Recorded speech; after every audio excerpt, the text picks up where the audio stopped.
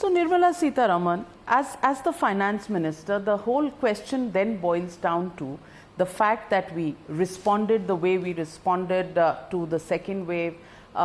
Most states went in for a lockdown, and most states have also seen an impact of the fallout of this lockdown, even as we are now in many parts of the country limping back to lifting up some of these restrictions.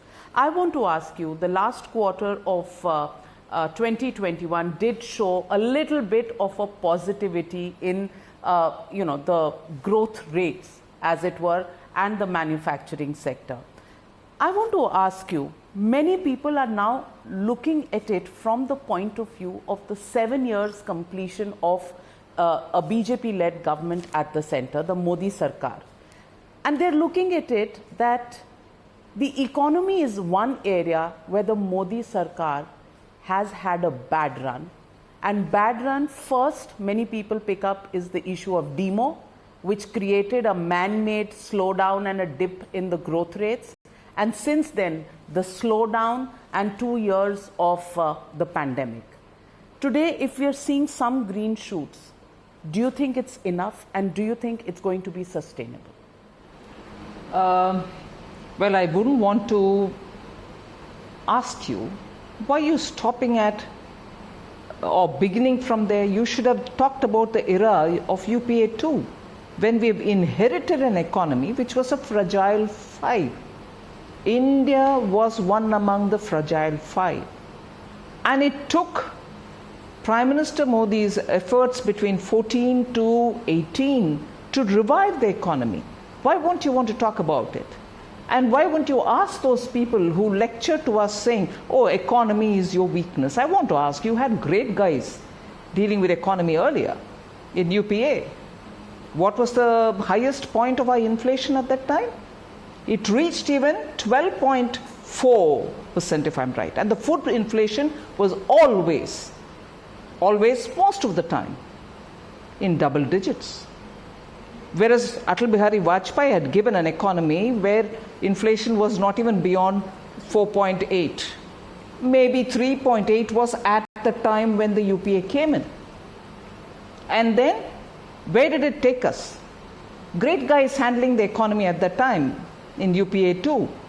What was the level of corruption which you looked the other way, and the entire government's economy's performance was all completely hurt by the bad policy.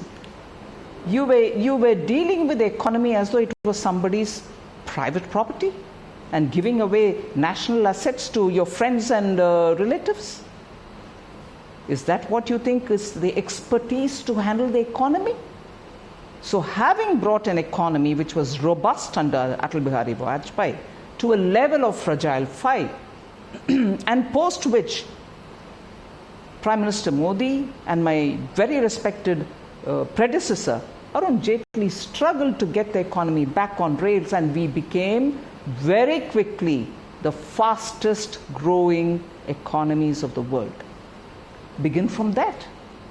So, for all those who are very quick in saying, oh no, BJP's handling of the economy, I'm sorry, please sit and do your homework first. Then come to the situation in 2019 when the government came back. Globally, there was a slowdown. In fact, interest rates in various countries abroad, inclusive of the United States and developed economies in the European Union, were all suffering by low interest rate. In fact, the expression low for long, it would never rise. The interest rate was so at the bottom. Investors were all looking for opportunities better, and they found India as one of those very good destinations to come and invest. That continues till today. No wonder your FDI, your foreign exchange reserve, are all at their highest ever. That is also a strength of this economy. Are you sure? Because there are tech majors which are thinking and rethinking their strategy of making India their destination. Because every other day we have run-ins with the Googles, the Twitters, the WhatsApps of the world. We have litigation that's going on in courts. We are virtually in a confrontation mode with all of these companies.